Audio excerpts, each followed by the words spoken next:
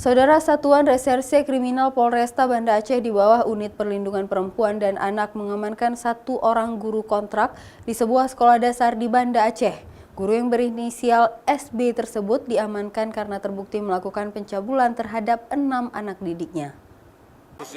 Pelaku SB, 33 tahun, merupakan guru kontrak bidang diniyah yang baru bekerja di sekolah tersebut selama 2 bulan terakhir dan merupakan warga Pidi, Aceh.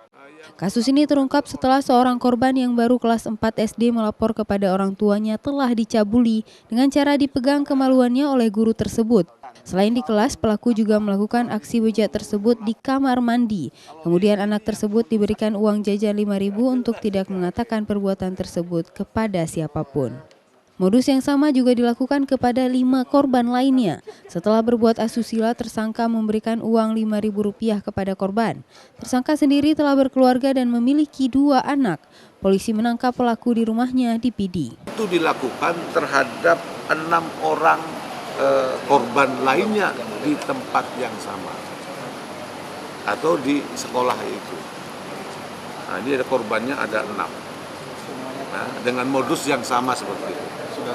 Tersangka dijerat pasal 82 ayat 2 dan 3 Undang-Undang Nomor 23 Tahun 2002 tentang Perlindungan Anak. Tersangka terancam hukuman penjara minimal 5 tahun dan maksimal 15 tahun penjara. Syahril, Kompas TV, Banda Aceh.